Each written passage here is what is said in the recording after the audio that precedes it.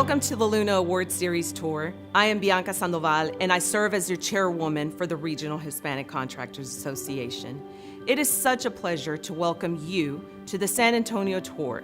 We know our San Antonio panelists come with a wealth of experience, and we are beyond grateful to have today's speakers join us and share their incredible experience for this tour.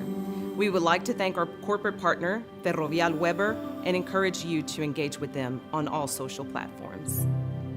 Good afternoon, ladies. I'm so excited to be here with you today for the San Antonio Luna Awards Speaker Series Tour. My name is Veronica Torres, and I'm with Healthy Latina Lifestyle. And today I'll be bringing you a small segment on self-care. I know that women in construction, engineering, and architectural design are busy taking over the world, and I know how important it is to provide self-care for us. And today I'm going to introduce a little mindfulness exercise and practice to bring inspiration to the rest of the day. So for the next few moments, I want to invite you to find a space to where you can take for yourself, maybe turning off your cell phone for a brief second, turning off any sound around you, and just invite your mind and your heart to take on a little exercise of breathing and inspiration for you for the next few moments. I know that self-care is so important for all of you, especially women in construction and engineering and architectural design. So for today, we're going to focus on how we can breathe, relax, de-stress, and provide some relief to our busy days. I'm going to invite you to find a seated position wherever you're at. If you're on a couch or at your desk, being mindful of your feet, perhaps keeping your 2 feet grounded into the ground, uncrossing your legs. This doesn't take much, just your intention to be set on enjoying an exercise for you to enjoy for the rest of today. So once you're seated, I want you to put your palms on your knees or maybe cupped like this. Just find a relaxing position that you're not attached to and you're just kind of getting comfortable where you're at. When we practice meditation and mindfulness, it's all about our breath. It's about allowing our body to relax, telling our breath that we're in a calming place, and just relaxing, feeling heavy, letting gravity pull us down to our seat, maybe rolling your shoulders back, closing your eyes, if you will. And just begin by sitting here softly, taking in a breath in through the nose and out through the nose. If you do not have your eyes closed, I invite you to have a nice soft gaze right in front of you, and we're going to continue breathing in through the nose and out through the nose.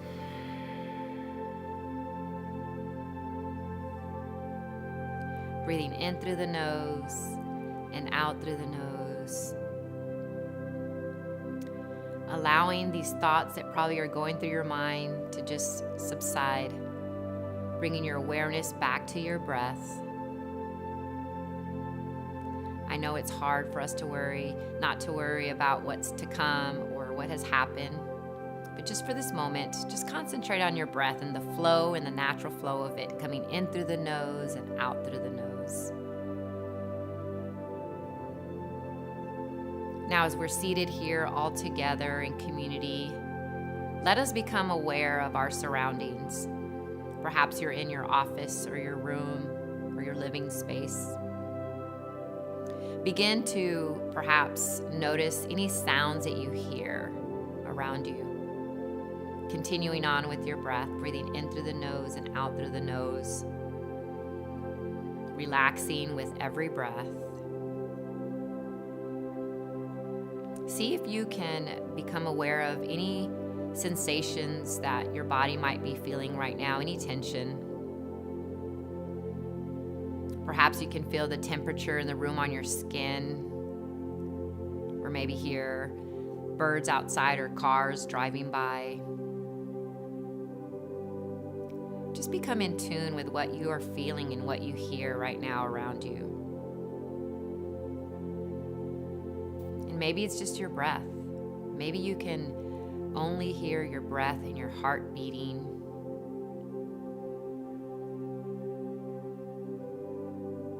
Now I want you to bring your awareness to perhaps the sounds that are outside of the room that you're in. Maybe you can hear outside an airplane flying by, or another conversation in the room next door. Really focusing in on awareness and your breath. Breathing in through the nose and out through the nose.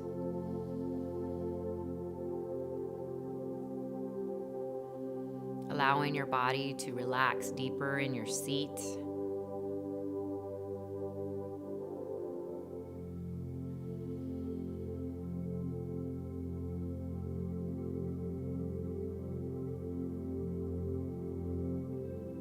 Now I want you to think of the word inspiration.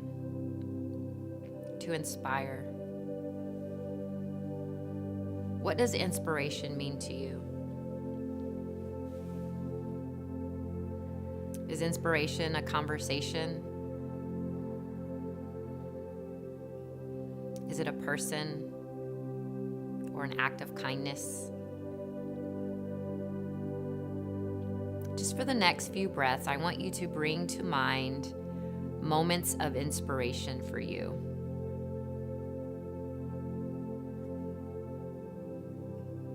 Perhaps a moment that has already passed or one that is to come. Perhaps it's sitting in a room with a family member that you love.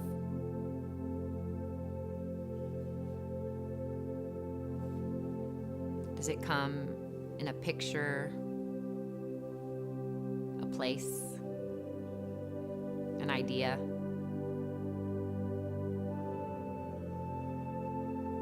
How does inspiration show up for you in your life today? Taking in a breath in through the nose and out through the nose. How does inspiration make you feel? Consider the emotion. Is it exciting? Does it bring you peace? Or perhaps are you motivated?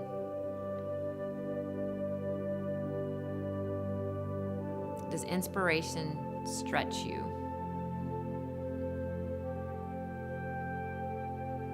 Continue breathing in and reminding yourself that sometimes inspiration is creating space. Creating space of acceptance.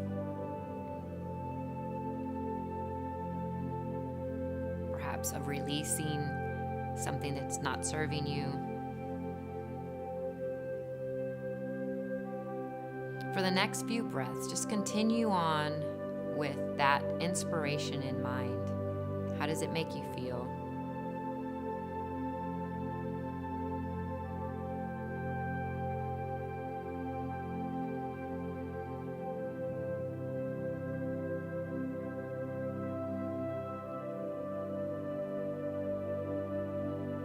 Inspiration may come at different times in our life.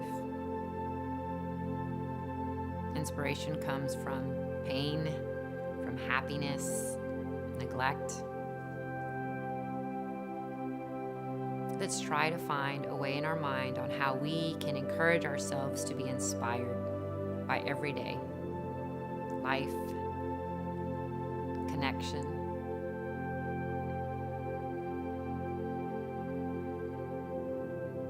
Breathing in through your nose and out through your nose. I want you to begin to now bring to mind a person, someone that inspires you, someone who may be here with you or no longer here. Think of this person as they may sit in front of you. What do they look like? Why do they inspire you?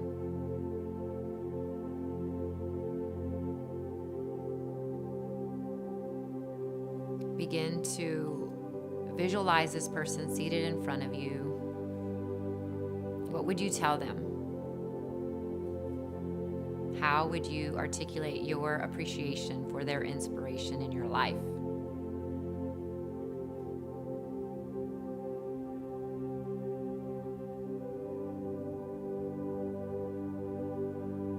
I want you to think about yourself. Think about how you can inspire yourself the same way this person has inspired you. What actions do you want to take? Who do you want to inspire and bring along with you?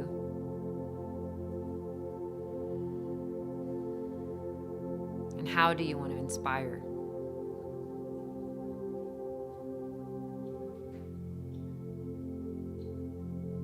And just continue on breathing and let that feeling take in your being with every breath.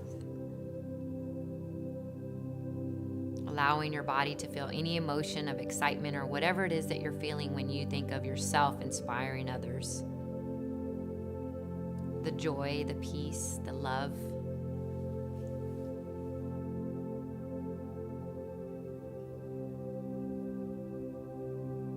Continuing on with your breath.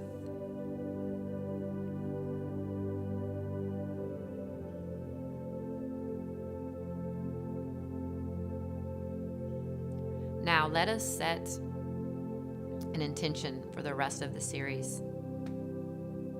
Setting an intention is like igniting a fire and putting action and energy into real life. Let us mindfully set an intention to allow the speakers that are here with us today to inspire us, to create a spark in the conversation, to inspire our lives and how we lead,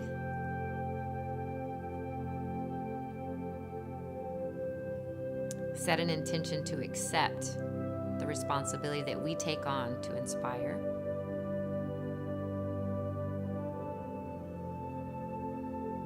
whatever it is, it's your intention. You choose how you want to take in your session for today. Continue breathing in through the nose and out through the nose. Allowing yourself to take in all the expression, all the emotion, and all the happiness and joy and the intention that you're setting for today's series.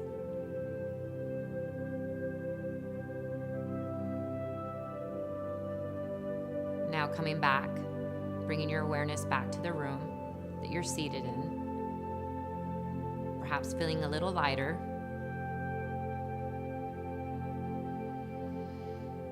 Breathing in through the nose and out through the nose, rolling your shoulders back, opening up our heart, opening our mind to receive all this incredible information that these beautiful women have put together in conversation for us. And when you're ready, you can open your eyes, wiggle your fingers and your toes, and take one more breath in together. Thank you for indulging in this moment of mindfulness with the Luna Awards series. It's been an honor to guide you through a little inspiration today. I know that you're going to enjoy the rest of the series. We have incredible speakers ahead. Continue to inspire and be inspired. And thank you to the Luna Awards for organizing this incredible event. Hi everyone, my name is Marina Gonzalez and I'm the President and CEO of the San Antonio Hispanic Chamber of Commerce. On behalf of our chamber, I'd like to welcome the Luna Awards to San Antonio. Here at our chamber, we understand the importance of recognizing the achievements of women across all industries. We truly appreciate the regional Hispanic contractors for highlighting women in construction, engineering, and architecture in our great state. We know how crucial it is to build those bridges and support women on every opportunity that we have. We're so excited to be a part of today's event and hope that you find today's discussion to be both informative and inspiring. Thank you for this opportunity to say a quick hello and welcome the Luna Awards to our great city. Adelante, San Antonio. Good afternoon, ladies. So good to have you here today. This is Carol Warkacheski. I'm the Chief Vision Officer and founder of the Institute for Leadership in Capital Projects, and I'm also a senior architect with the City of San Antonio. And of course, I'm your moderator for this session today. And I wanted to thank RHCA for bringing the three of us together. I think we're going to have a great conversation about building bridges and what does it take, for women in our industry to help support other women and mentor, and like your story. And so we're going to get into some of those questions right now. And the first thing I really want to hear about, I'm sure everybody would like to understand a little bit more about your own unique story, your origin story. How is it that you came to where you are today? What were you interested in? This is it's an interesting industry for women. And so actually, why don't we start with Debbie? And just tell us a little bit more about yourself and where you are today and how you got to where you are. Well, thank you, Carol. And I thank you for this time that you are moderating us. So I'm Debbie Trevino, and my story begins with having small children and working as a supervisor in my custodial business. It was amazing that I started off doing janitorial and being a supervisor, and then I was asked to take over the company. And I was like, whoa, I got to step back from that. So they gave me 2 facilities, and I knew that I wanted to be able to build a foundation for my children, to put them through school, take them to college. And I started working very diligently every night, me and my husband, and cleaning buildings. And before you knew it, we got recommended to another facility, and growing into the janitorial industry, we ended up growing into over 250 buildings within the San Antonio area. We started doing pressure washing, window cleaning, carpet cleaning, doing facility maintenance now. So one of the greatest things was that we listened a lot to what our clients needed, and we found a way to be able to deliver the service to them. But knowing that I had a tremendous opportunity to get into an industry I knew absolutely nothing about. And I say that, and that's not a true statement. I guess being a woman and having to clean a house, I guess I knew all about cleaning, right? So it was really good. So all I did was elaborate on what I knew, cleaning. Yeah, that's great. And of course, you're the president now of your company, Treco Services. And but I'm sure you didn't. I mean, like, how did you get to be president? What was that like? What kind of mentors did you have? How did you help, to help bring you to the position that you're in right now? So, being the supervisor of the company, I was asked by the actual owners if I wanted to take over the company. They all wanted out, and I ended up taking 2 facilities, and it was Treco, Treko at the time. And then I said, okay, give us 2 buildings and see where they go from there, correct? And it was that passion of being able to know that I had an opportunity to take something and just build and grow on it. So I ended up incorporating Treco into Treco, which is now Treco Services, Inc. And I took the janitorial out of it because when I would go to expos, people knew that I did janitorial, and they knew what I did. So now I said, you know what? I'm going to take Treco Services and I'm going to grow on that. And I did. And so being the president and the CEO is when we ended up acquiring the company, my husband being a very smart man, he said, you know what, I want you to be the president, because he knew my passion for the industry, he knew my passion for business, and he knew that I was going to run. And I remember clearly asking him, are you sure you want me to be the president? Real sweet, nice. You sure? And he said, absolutely. I said, okay, now get out of my way because I'm coming through. And so, I saw that passion, working 24 hours a day sometimes, 7 days a week, raising 3 children, having a living room full of toilet paper, which everybody wished they had today. But just knowing that I was given an opportunity with 2 facilities, and now Traco Services has grown into 5 other states. We have been in business for 37 years. We're doing construction now. We're doing facility maintenance. And we have tremendously been able to listen to our clients and really diversify over that. Diversify and grow over those industries. Well, that's fantastic. That's so great. And having the support of your husband, and I'm sure the rest of your family and your kids to go out there, go do it. That's awesome. That's great. Yeah.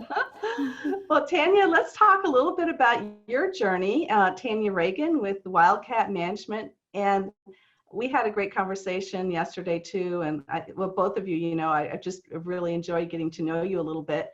And you have a unique perspective, a little bit different slant on our industry. It's amazing how everything comes together though. And so why don't you tell us a little bit more about what you do and how you got to where you are today? Okay, great. So I'm president of Wildcat Management. We are a real estate development, investment company. We also work in some venture capital and in some oil and gas. Our latest project is actually located in downtown Dallas. It is one of the oldest historic buildings in downtown Dallas. And the building on Busy Elm Street was empty for almost 3 decades before Wildcat Management got involved and rehabilitated the landmark. So my background is I grew up in southeastern Minnesota. In a smaller town on the southeastern tip. I actually graduated with 6 people in my graduating class, all women, I might add, all women. And I had this dream of climbing the corporate ladder, going to live in the big city, and that is sort of where I started. I went to the university. It was the first time that I had been to a school that large.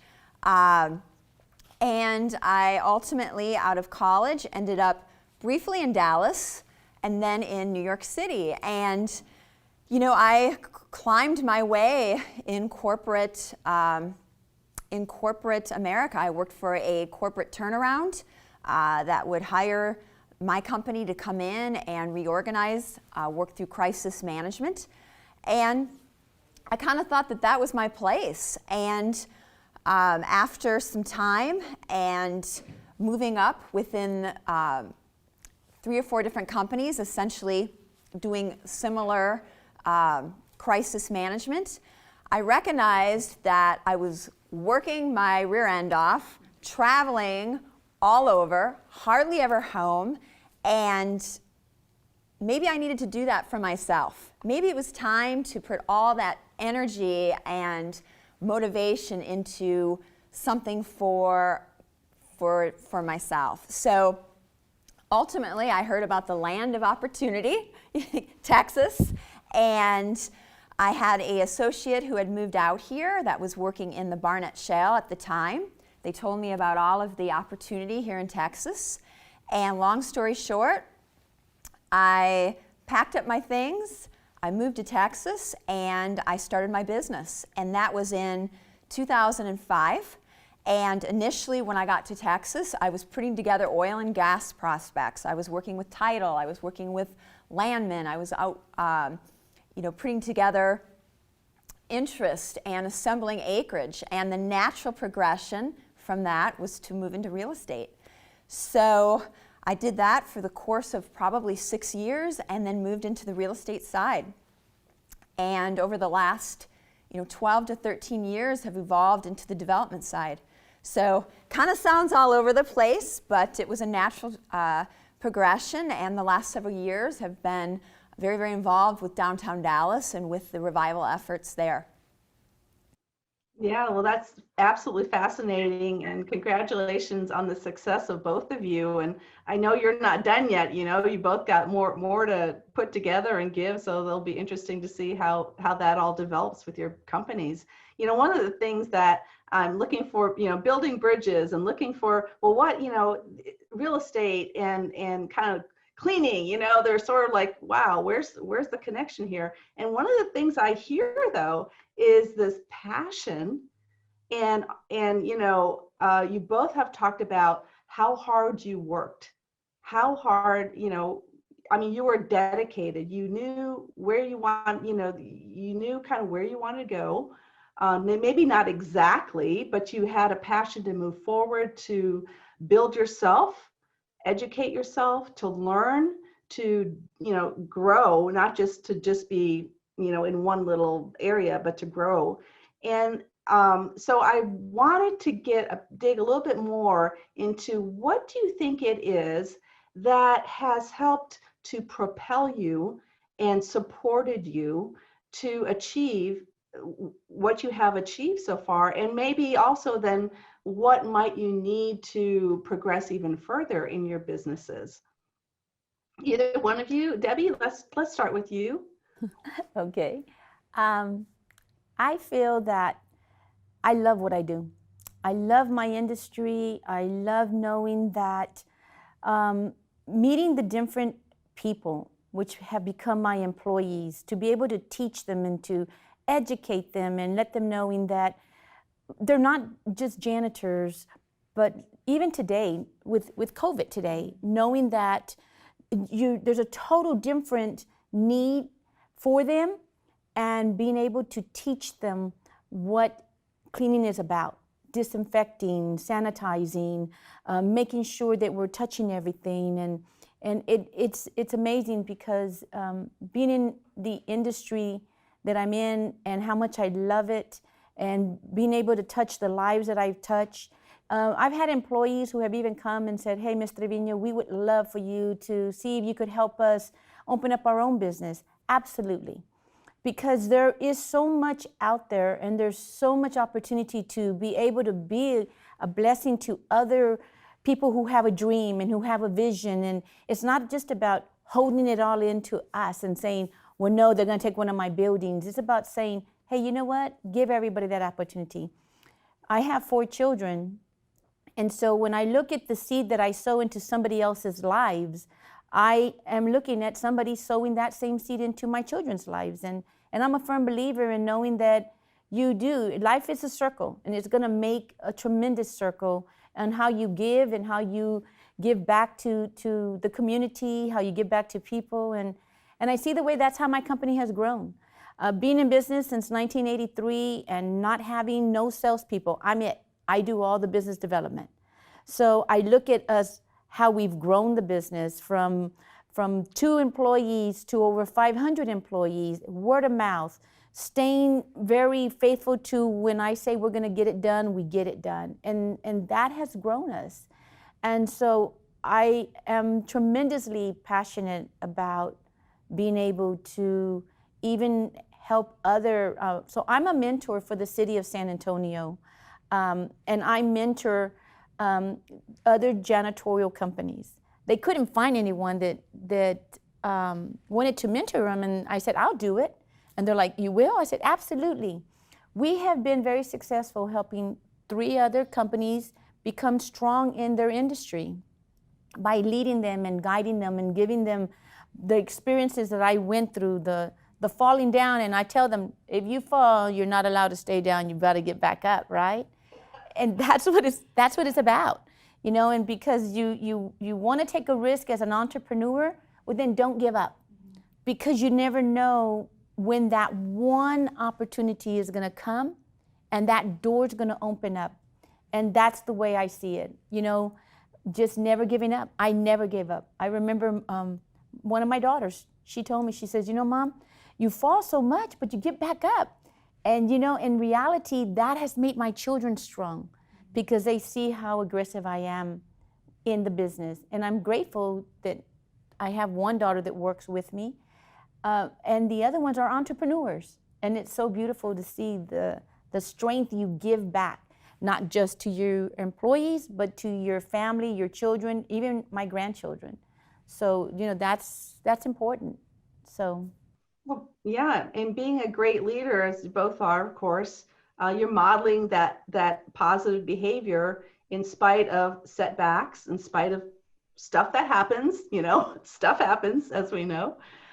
Hey, Tanya, why don't you tell us a little bit about, about your strengths, your assets, your skills. What is it about you that has brought you where you are today? I am a highly motivated person, and I think I've always thought of myself as the ultimate underdog. And, when you're the underdog, there's nowhere to go but straight forward and to make things happen. And, I can have a terrible day or, have something go wrong, and the next day I wake up, I get up, and, I make it happen. And, I think I attribute that to a few things. One, I've always had very, very strong men in my life, right? My father is certainly a big influence, as was my grandfather, and they both always encouraged me. Don't let them put you back. Don't let oh, you want to race snowmobiles? Okay, we're going to sign you up. We're going to put a snowmobile suit on you, and we're going to have you out there racing. Oh, you want to do this? Well, go for it. So, growing up, I never really felt like I was limited. And even, when I graduated and had this idea that I wanted to go to the big city or, go work in corporate America or later start my own business. I've always had the mindset that there's nothing, that you can't do. And as far as where I'm evolving and where I am, where I see myself going from here, I get inspired every day. I get inspired by people in the community. I get inspired by other real estate projects. I get inspired by, throughout COVID, I've seen so many things and so many stories around me. And I think, for me, it's not always the deal or, what's going on at that particular time with that project, but looking at what's happening around me. I'm a very strong community person. I grew up in the church. I was very active in 4-H. I played sports, all very team-orientated environments, very community-orientated. So, something that really keeps me motivated and keeps me encouraged is being very involved in the community. Now, some of my projects, they're not that exciting, right? Oil and gas, venture capital, they're a little on the boring side, but how I stay pumped and I stay motivated is I get involved with my community. I look for projects like the Purse building that has a incredibly positive impact on the neighborhood, on the businesses around it. I'm very involved with the city, like Debbie. I make a conscious effort to not only give back, but feel like I am participating and making a difference in not only my projects, but the place that I live, that I work, that I play. So, for me, knowing that, I make a very conscious effort to go out of my way to seek people like Debbie, people like Veronica, other people that are around me to keep me encouraged and to keep me inspired to get up every day and essentially hit the pavement. One of the things, and I've written down a number of things that I see you sharing. One of the big things is this, what I call a big circle. So you are, Debbie, you've talked about, you started one place with, cleaning, but now you've diversified, and Tanya, you started off oil, gas, but now real estate, and now, you have a big circle, and not only a big circle in what it is that you do, but also it sounds like with the people that you engage with. And it's not just the community being a big circle, but it's also looking outside and seeing, well, what is out there? What are some opportunities? What are some needs that I can help fulfill? And how can I support the community to be better and other people? And not only that, but I also hear you saying, about the importance of surrounding yourself with positive people. You know, the Absolutely. older I get, the less time I have to spend my very precious time around negative people. Do you find that Absolutely. as well? I don't have time for negative. And if I run into a negative, I don't leave without making it a positive. So that's real important to me, and knowing that I can wake up in the morning and know that I'm ready to go. I'm ready to know that I'm going to touch someone's life today. I know when I go to my office, I know they're like, here she comes through that door again. She's too happy again. But you know what? I love what I do. And being in the business for 37 years and cleaning, and I love what I do. I love how I have diversified my business. I enjoy working. I enjoy meeting, like being very involved in corporate America, being involved at the expo, diversifying my business, finding ways that I knew that if I did not make a change, I was not going to grow. So change is important. To me, I'm always ready to embrace change. Change is something that if I see that by making small changes and big changes and it's going to grow my business, I feel that is why I stand today. I stand today because I listen to you growing. I listen to other people grow. I listen to the way they've done that. And then I'll go back and you know how they say, oh, you're an overthinker? Well, it's okay, I'm gonna overthink all day long. Because it's going to help me get to another level. Because everybody brings something different. A different personality, a different thought. And if you can embrace that and then come back and capitalize on it, why not? You know, because you're building yourself, you're building your business, you're hiring employees, you're hiring people, and you're giving opportunity. That's, to me, important. Yeah, I mean, I don't care what business you're in, it's always about the people. And It's about it. So it's always about the people. You know, it's so interesting you say that because, you know, something that's come up several times as I've done different Zoom meetings, panel discussions, is also the importance of relationships, right? And, you know, I've always thought that, and I've always stated that the most important part of real estate or my business is relationships. But, you know, the last several months, working through the pandemic, never has it been more evident than right now. Whether that is the relationship with my tenants, whether that's the relationship with my bank and my financing, whether that's the relationship with the people around me or the management team. And I would say, you know, over the course, as far as, you know, ways that we develop and we evolve, you know, the last several months has really given me an education even further about the value in those relationships and how important it is to, you know, to nurture those relationships. And, you know, kind of going back to the inspiration and Debbie's comments about, you know, her team and when she walks in about being positive and keeping everyone energized, you know, going through the last several months and seeing some of the businesses struggle, see small businesses struggle, you know, watching these businesses come together, watching women come together, you know, has been incredibly encouraging. So, you know, even with personally with my business where, you know, maybe some things haven't went as planned, maybe projects I certainly thought I was going to be a lot further along,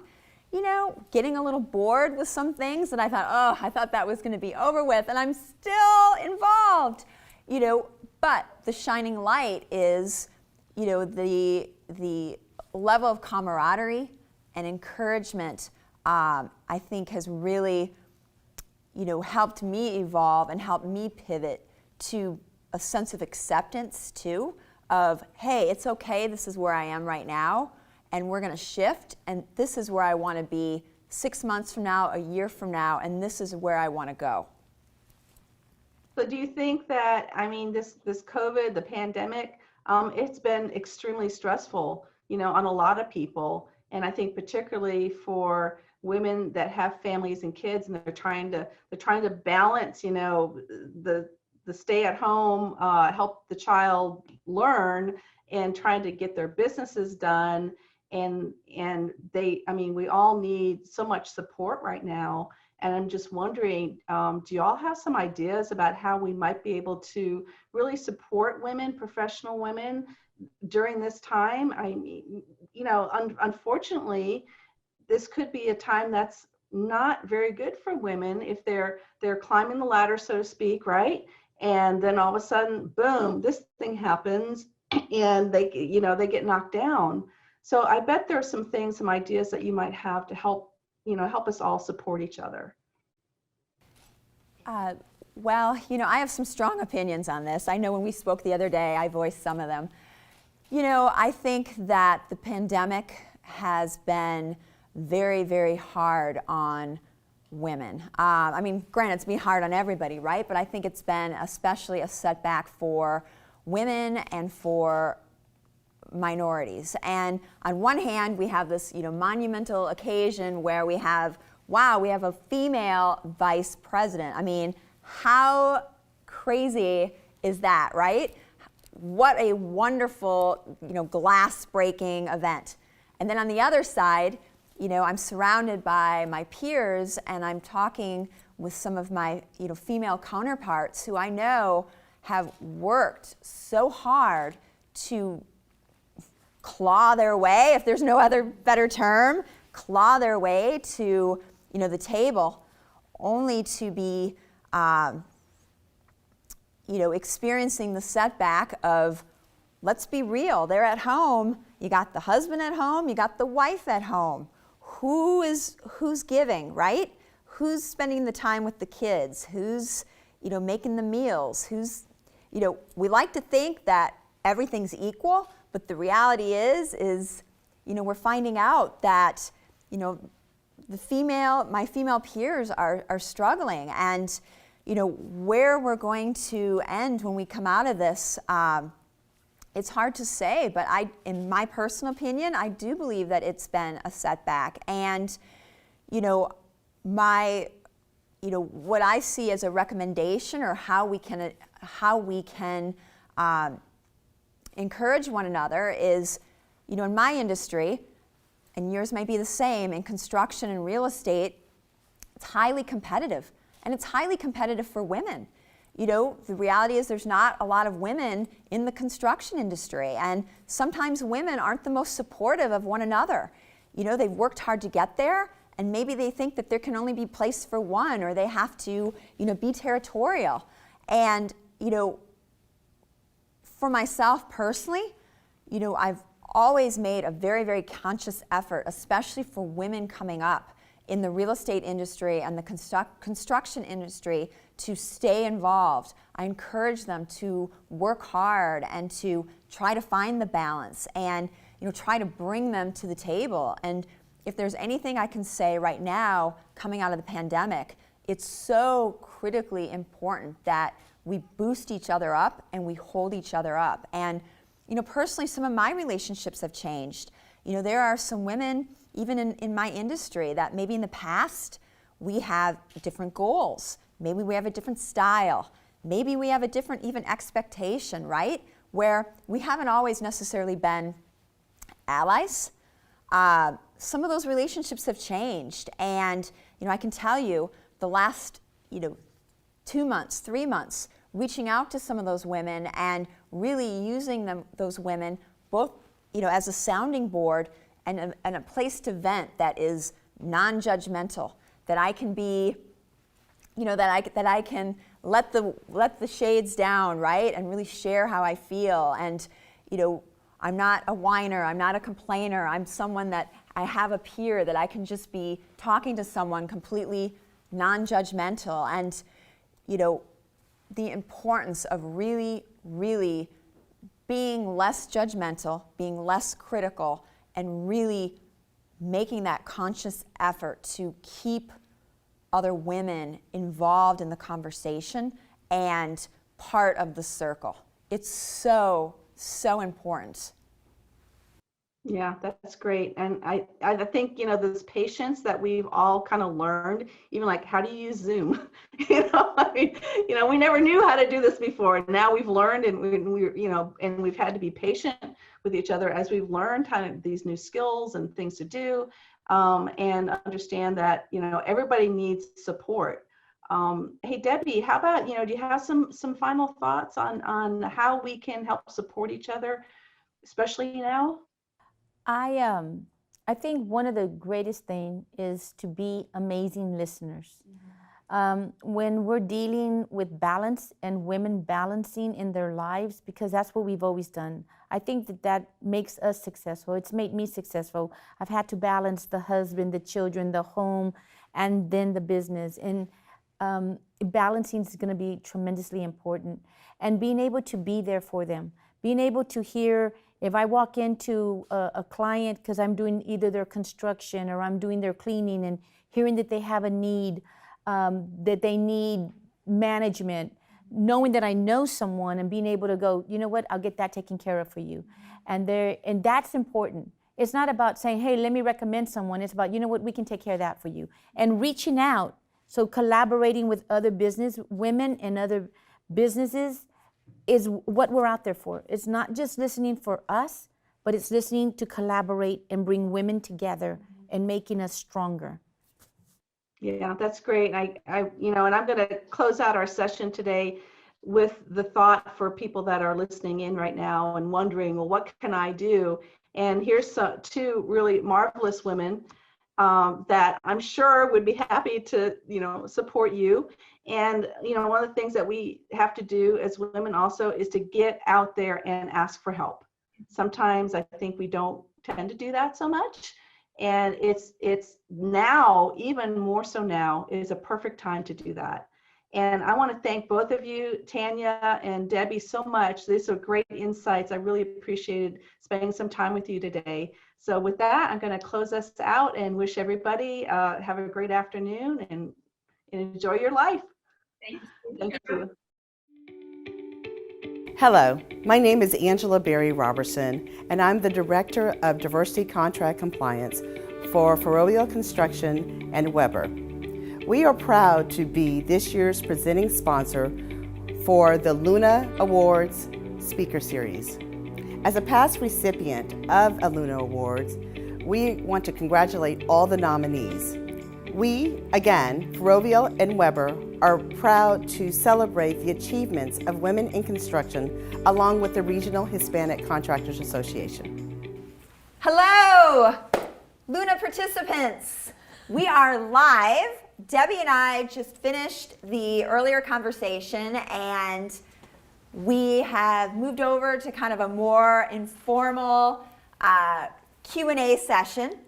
Thank you to everybody who submitted questions. We are super excited to dig into them. Absolutely. And really appreciate you all following the earlier conversation. So we're going to start out kind of going back and forth with answering the questions. Be sure to go below and continue asking questions.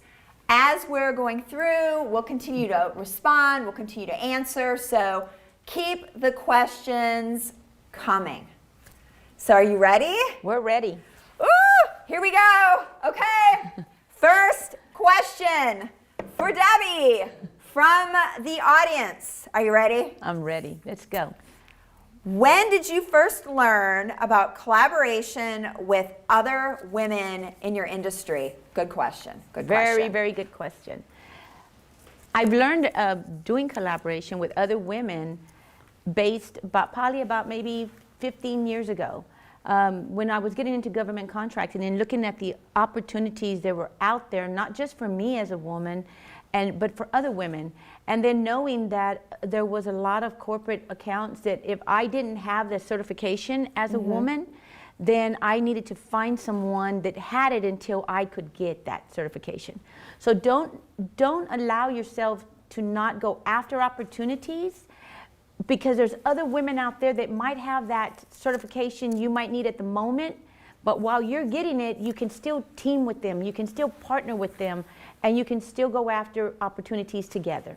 Absolutely. And, especially with, both of us working in such a male-dominated industry, we need to look out for other women.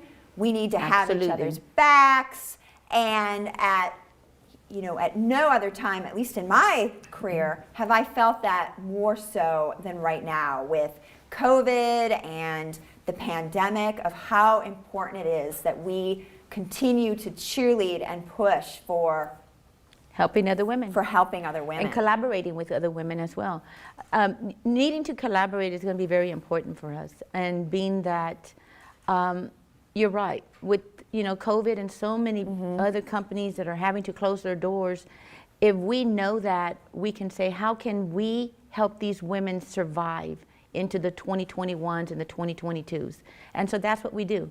How can we help you? And that's what we're here for. We're here to be able to motivate you and help you have that perseverance of not giving up.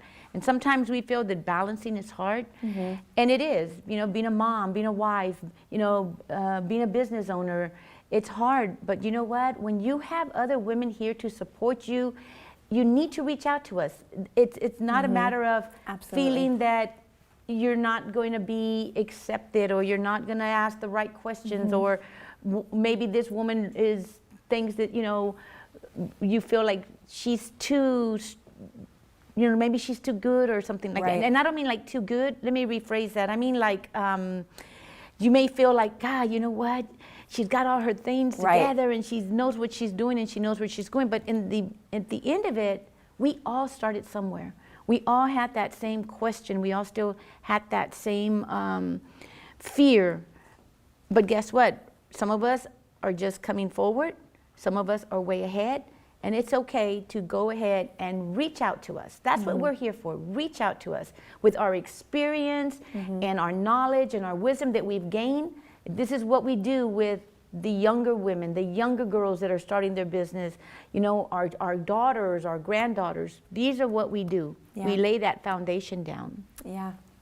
And I just feel collaboration makes us stronger. Yeah, absolutely. And yes, we are in a male-dominated world, but you know what? That's what our generation in the past told us. Right. But today, we've always been equal. We've always been having those opportunities, but it's us that have held ourselves back. And so us as women, we need to know, listen to what we just said. Us as women, we can do all things. Yeah, absolutely. Good question. Good question. Okay, are you ready? It's your Go. turn. The pink hard hat, guys. The pink hard hat. Okay, there you go. So the question that the audience is asking you at this time is, what are some ways we can support you and your company? Some ways that you can support me and Wildcat. I think some good ways is to talk about Tanya Ragan, talk about Wildcat, make introductions. I think whether it is sharing a news article, or making a connection that you think someone would be a good fit, whether it's a vendor, whether it's a contractor, whether it's a real estate project.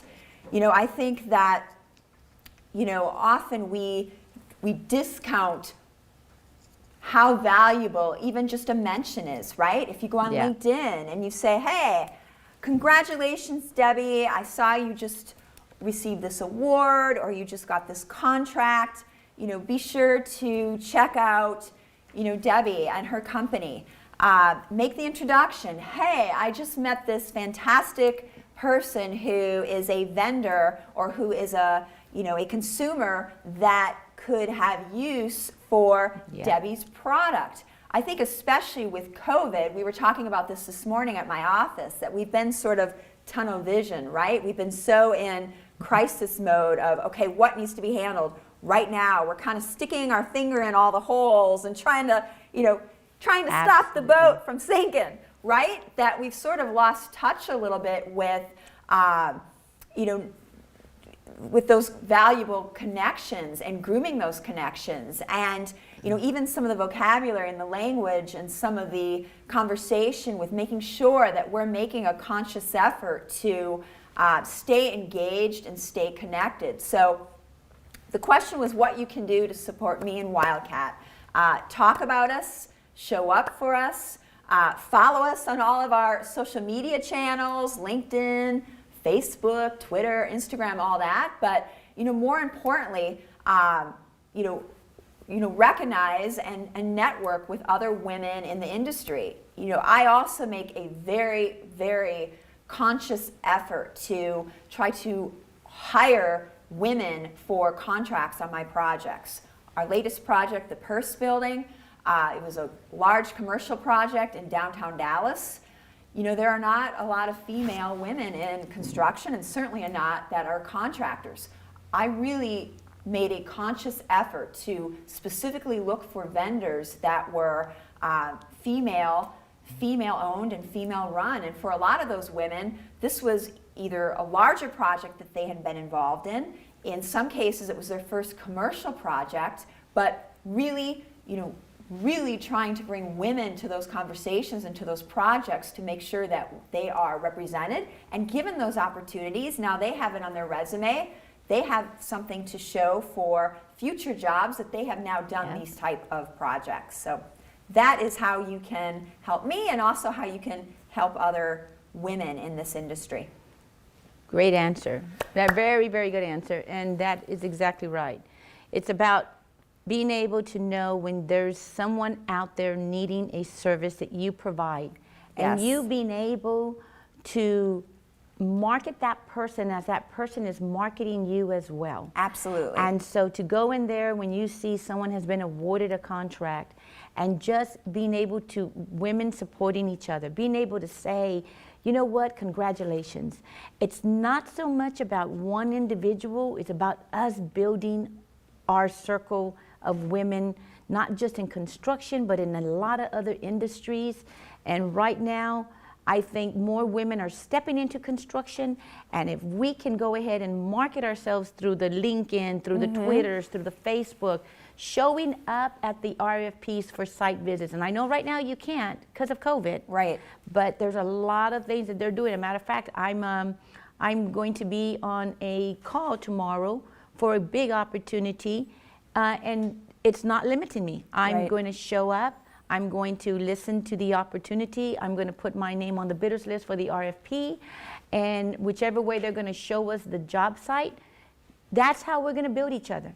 And it's great opportunities, being able to help each other build our business by marketing each other. And sometimes you're even competing, right? Oh, absolutely. There are times that you are going through an RFP or going through a contract where there may be other companies that you're competing against. And I know personally, I've made the effort also that to really be conscious of promoting other women. Absolutely. Even if we were maybe competing against the same project, right? Yes. It's okay. I want to see those women succeed, and I want to do everything I can, because if they get awarded the contract, maybe the next time that will be me, or that will be you, right? And that's what it's all about. Absolutely. It is truly about bidding, no matter who's in the room, not feeling intimidated, and knowing who your competition is, but what are you going to deliver? How are you going to deliver the opportunity that's given above you? And a lot of times, us as women, we back out of it because we allow ourselves to feel, well, I don't know how to do this. I don't know how to do that. So I had a gentleman who worked for me. Listen, I said a gentleman who worked for me. And he would always tell me when I got into government contracting, he says, kid, you don't need to know anything. You hire people that know. Yeah. And that has built my business. Did we start off in construction? Absolutely not. Have we diversified into it? Absolutely. It's about looking at the opportunities that are in front of us, listening to our clients, their need, Hey, can y'all do a roof? Absolutely. How? We'll figure it out when we Right. walk out this door. Yeah. But that's what you do. I mean, you end up not being afraid to go after an opportunity. We all know someone out there. We all know a roofer, a contractor. We all know other women that are doing construction and they're doing concrete and they're building and they have metal structures.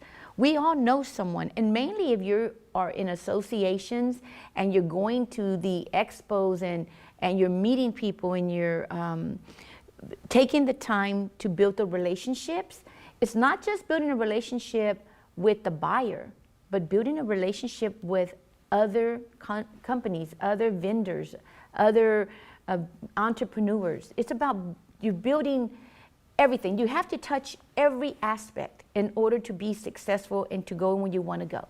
Because it's like saying, I meet you and I have an opportunity. Yeah. And guess what?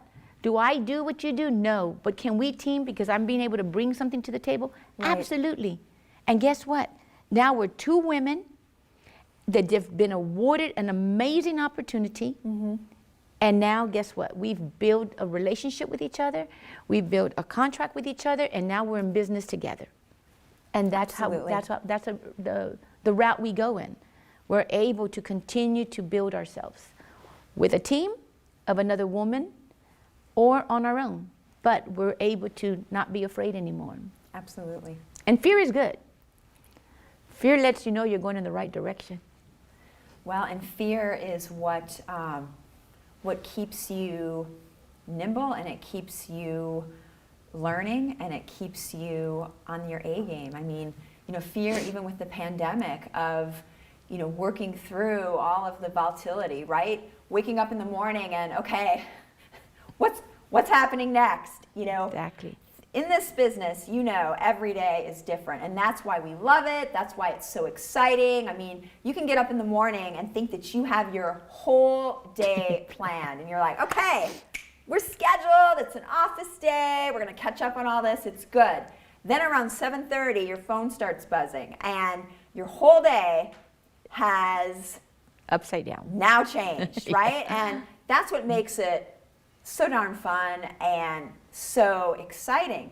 Now you add the pandemic and all the excitement of the last few months, and we've sort of been on this constant, timer of what's next, what's next. And that brings some fear, right? That brings uncertainty, but I think it also brings a motivation. I've had people even just recently ask me, Tanya, some of the other real estate companies, they closed their offices. They went on, I hate to say vacation, but they checked out, right? They maybe furloughed their employees. They sent people home and they locked things down until 2021 or just to conserve. And I get it. And those are things over the course of the last 9 months, that I have thought through. Do I need to take a pause? Do I need to, close some of my projects temporarily? I'm in the middle of this project that I think I see the finish line, right? It's like so close, I'm almost done, I'm moving on to the next project. COVID hits, and I thought I was on mile, 25, but now I'm back to mile 12. So, surprise.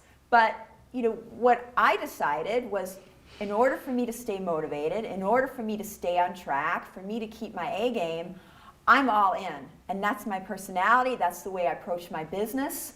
I'm all in. So I didn't close my office. I continued with whatever I could with some of my projects. Some of those that I paused, we started doing tours virtually. We started, handling some of our marketing a little differently, but we put everything on a holding pattern. And my feeling is going into 2021, we haven't lost our momentum. We've still got our pace. We've still got our energy in the office. So when things come online next year, it's a go. Versus, had we paused, I'm concerned whether we would still have our mojo or have our momentum. So going back to the fear, fear is what keeps us motivated to keep going, right?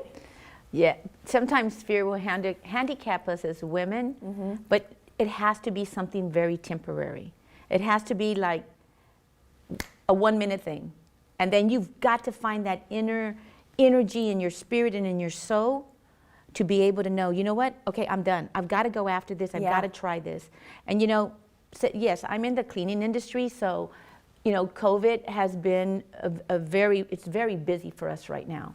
But not just busy in that industry, but so the other thing that I've been working on, and this goes for every woman that's out there. I've been getting on corporate portals that I've wanted to do business with and getting my company certified with them. I've been on Zoom meetings with different women associations, being able to see what they're offering out there, going through different classes, leadership classes, marketing classes. And it's amazing because we're so busy right now, but I am looking at 2021. Absolutely. I'm looking at saying, you know what? We did quite a bit of construction work here in the Dallas-Fort Worth area, and we've done some in the in San Antonio, because I am from San Antonio.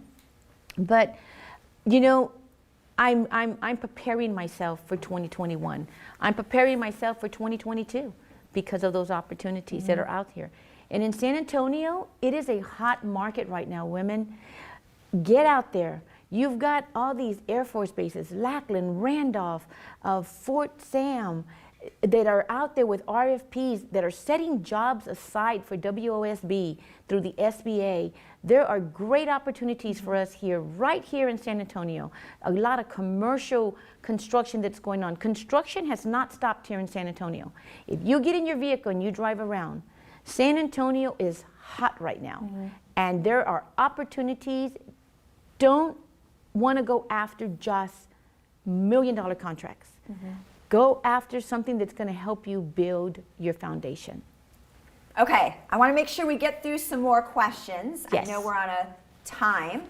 Also, keep posting your questions in the comments. Yes. So that we can answer them. We'll keep answering them even after our session ends today. So I think it's your turn, right? Are you ready? I'm ready. Here you go. Let's see what you got for us. Let's see.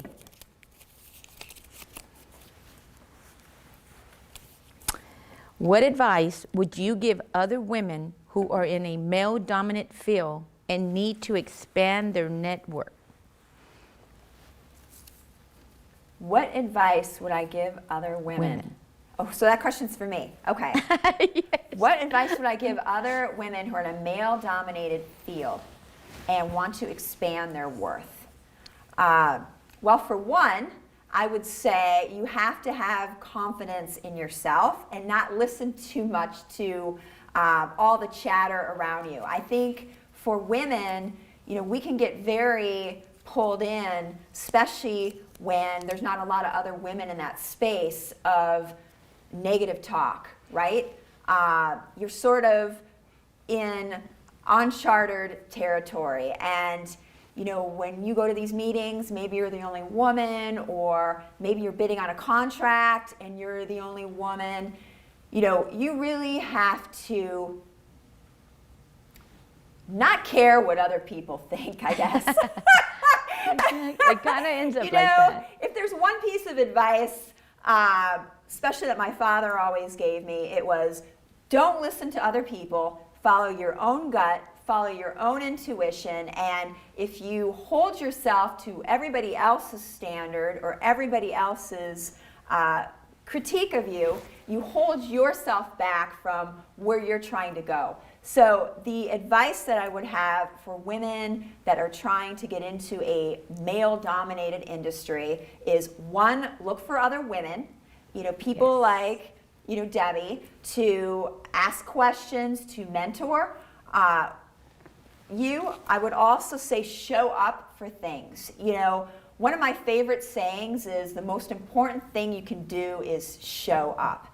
And, you know, I started making that statement probably 15 years ago, and it's still one of my favorite statements because I really believe that 80% is showing up. And, you know, in today's in today's world, we're all so busy, right? We have families, we commute, we have a lot of responsibilities, and all of a sudden, the more successful you get, you have less and less and less and less and less time, trying to prioritize time, but not discounting and not forgetting the important pieces of showing up, whether that's a networking event, whether it's things like the Luna Awards, whether it's things like organizations like the Regional Hispanic Contractors Association, whether it's industry-related events. Our time goes like this, right? But showing up and continuing to be engaged in those conversations, also some of those things, right? You're like, wow, my time's so valuable. I've reached a point where, unless it's a network here, or unless it's going to lead to this, recognizing sometimes how those investments pay off in other ways. I'm very involved in the community. I participate in a lot of things within the city. I participate in a lot of things with other small businesses. Now, those are not necessarily things that I'm making money off of or, generating, income for my business, but what it does do, it keeps my ear to the ground. I hear, oh, this space is opening up. Oh, this business might be looking for a new space. Oh, this property could be changing hands. So I'm involved with the community because I'm passionate and I love it, but also by being engaged, it just organically leads to other opportunities. It leads to other things that are going on that I might be able to be involved in. So networking, showing up, looking for strong mentors, and really pushing yourself not to listen to all the chatter.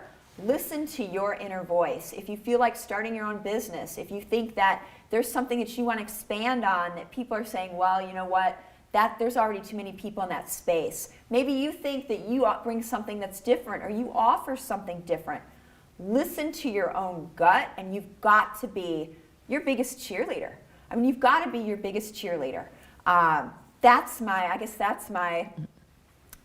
suggestion. What do you think? What are the best ways, if you're trying to get it, because I know you're in a highly male-dominated industry, what are some things that you do to that you can offer the audience as far as recommendations on if they're trying to get into a space? I feel that if they're trying to get into the construction space and brighten or widen up their business and their opportunities, I honestly, like me, I can go into a room where there's nothing but men. Yeah. But before I walk into that room, I tell myself, you know what? We all bleed the same. Yeah. And you have to walk in there literally after you've already yelled in the car and shouted, but you've got to walk in there confident, and they've got to feel you're confident. And it's an advantage. I mean, sometimes it's an advantage. I know we talk a lot about, overcoming and the challenges, but I've had a lot of opportunities because I am the only woman, right? I'm different. I talk a little different. I'm from up north. When you walk in and there's a room, and you're the only woman, or there's just a few women, sometimes that's an advantage because you stand out, you're different. Well, and standing out, and because we're different, what has to follow is that we can deliver. Absolutely. Can we deliver the same quality of work just as every contractor that's in that room being a male? And yes, we can. Sometimes the standards are higher. Well, the standards are higher because you're going to be watched more. Exactly. But at the end of the day, it's about making sure you can deliver. And we're women. We're going to go back and we're going to follow the detail. We're going to really be going, this isn't right, or this isn't right. So yeah, it's following the detail. So. Okay, you ready? I guess I'm ready. asking you. You ready? What motivates you to connect with other women in your field? Good question. Good question. What motivates you to connect with other women in your field? So, what makes me really feel strong about women in business is knowing that I am here to help change a generation and the way we were brought up and the way we were taught to think. You know, that, you know, the man goes out and works. And when I was raising my daughters, I knew that I wanted my children to be strong and independent. And it wasn't so much that I didn't want them to feel like I'm not going to depend on a man. No, I wanted them to know that we give 100%, 100. There's no such thing as less than or 50-50. And now seeing my granddaughters and being able to say, you know what, these young ladies are going to take up to the next generation. So being able to connect, and it's amazing the passion that I have for other women. I just sometimes want to just let them know that, you know what, I made it. I started my business very, very young, but I found a passion, and I wasn't going to let anybody stop me. And I drove my dream, I drove my vision, and I just feel that women lose themselves in their family, that they forget about who they are. And now I look back and I'm going, it's all about the balance that I've put in my life. To being able to tell these women, yes, I started my business at 23. I went home and I made dinner. I did the laundry. I made the breakfast. I got the kids ready. I was a mom that my children never went to school without a starched pair of jeans, and people would laugh at me. And I was like that. They had to always be starched. So, and still run a business. And so I kind of say, like, you just have an energy and a passion that if you can find that drive in that entrepreneurship that's inside of you, there's nothing that can stop you. And I want to tell that to women. You know, we're not anything or anybody beneath, but we are where we're going to station ourselves. And if you station yourself equal, you know, I would always tell my husband, when God created me, He created me from your rib, you know, and so I'm supposed to be right next to you. We ourselves in our generation and our grandparents and our grandmothers, we put ourselves behind men, but we were not created that way. So how do you change it? That's my passion. I want to change it. I want women to know, you know what, we're supposed to be right next to you. And we're going to move like an army, because that's what we're supposed to do. And I do that with my daughters. My daughters are entrepreneurs. My granddaughters are going to be entrepreneurs. I don't leave my grandsons behind because I motivate them as well. And I let them know they all have a place. So I ask women, take the time to care for yourself, love yourself. Find that passion inside of you. You're not here just to be here. You're here for a reason. And if you can deep look into your spirit and your soul and go, what do I want? One of the things that I saw, and I'm going to just be real quick. When my last child drove off, I really looked at that really hard. Because we're raising children, business. But then all of a sudden you have nobody, and then you're like, man, who am I working for? When this whole time I was working to put my children through school and all. And it took me time to pull back and go, where am I going? How am I going to get there? Now, did I have a successful business? Yes, I did. But now all of a sudden, I was still a mom, but now I was a mom with no children at home. And so you have to find out who you are, but don't wait. Don't wait like I waited. Do it now that your children are small. Let your children feel that passion in you, because you're going to drive that into them. And if you can drive that into your children, you're going to have children who are going to want to be like, I want to be like my mom. I want to be successful. I want to be powerful. I want to be able to speak out and share my heart with them. So women, stand up, move forward. San Antonio's got so many opportunities for us. We just need to go out there and embrace them and grab them and just move forward. I mean, that's how I that's feel. That's such a really good question, because just to kind of piggyback on Debbie, people ask me, why are there not more women in construction or in commercial development or even frankly in venture capital, right? I think I read a statistic the other day that said that less than 2% of venture capital funding goes towards certain classifications of women. And when you think about it, wow, I mean, that's like nothing, right? When you do not see a lot of women in this industry, and people ask me why, I have some opinions on that. I mean, I look at myself personally. I have a little bit different experience than Debbie. I have always struggled with balance, and I'm not married. I have nieces and nephews that are my children. Not to say that still couldn't happen. There's still time. There's still time. But I've made a lot of sacrifices for my business and for my passions and for my career. And, when starting out, there were a lot more women around me. And as I grew and I became more successful, the hours that it required, the time that it required, I worked weekends.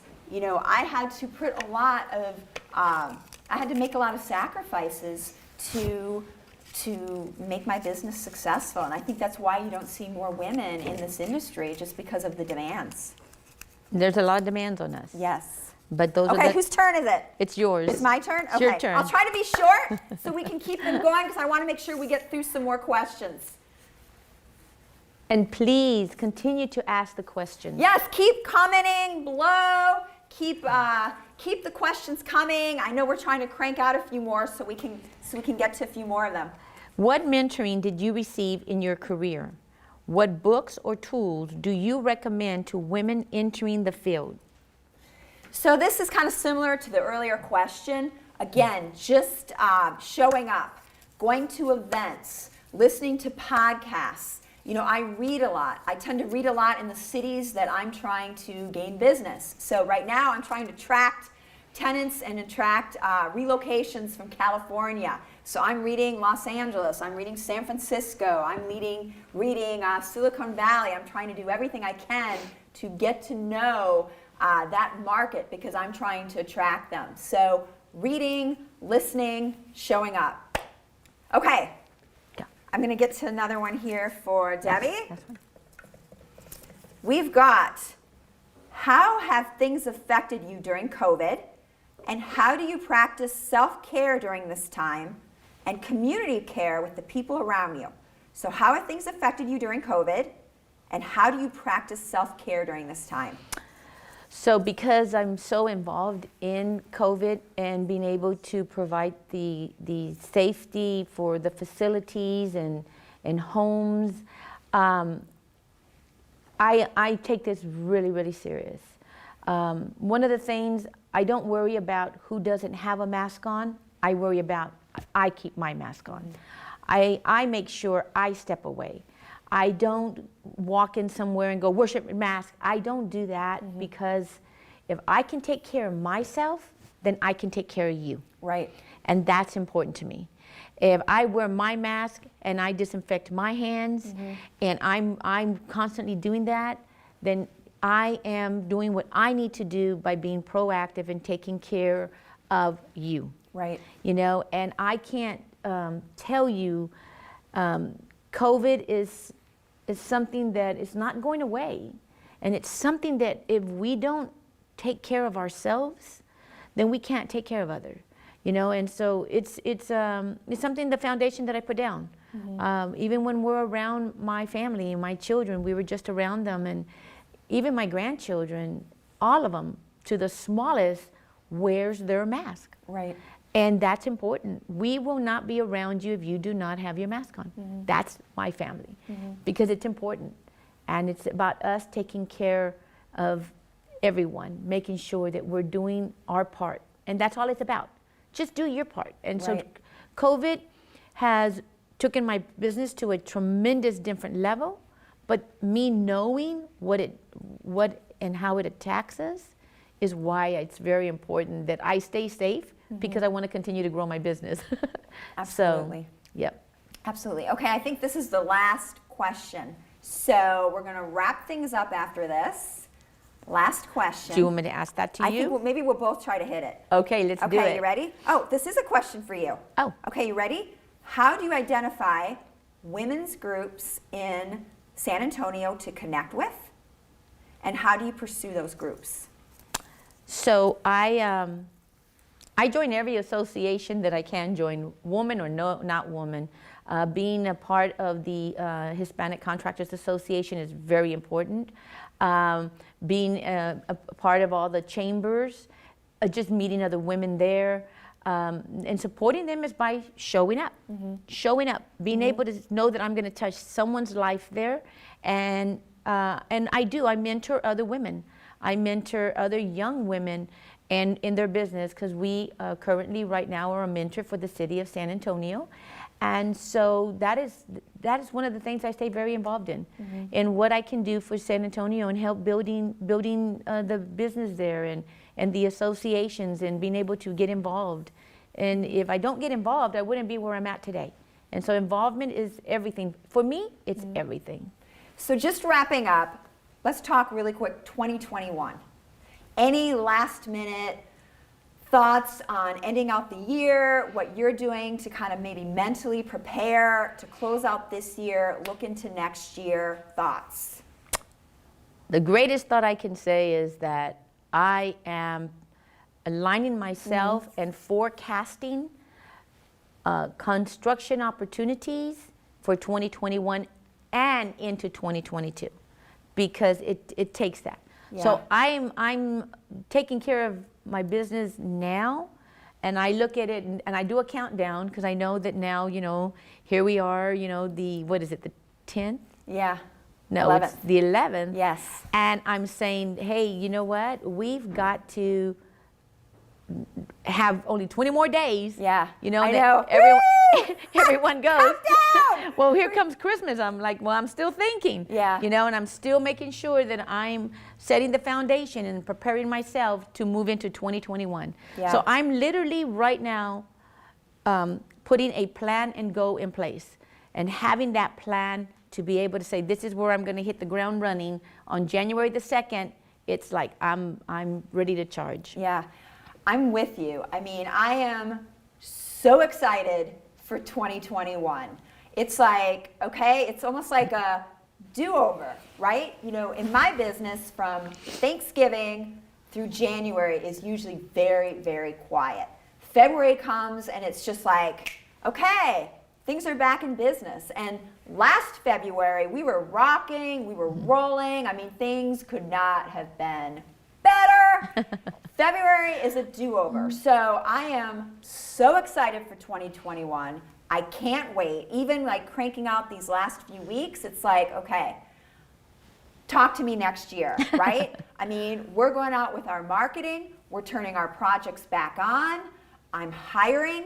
I'm ramping back up. And come February 1, it's pedal to the metal. Yep. And we are off. So, learned a lot the last few months, but I am still incredibly optimistic. I feel so thankful that we are in the state of Texas. When I look at things that are happening across the country, I feel so fortunate that we are here, and I'm high on Texas, I'm high on the industry, and we're moving forward.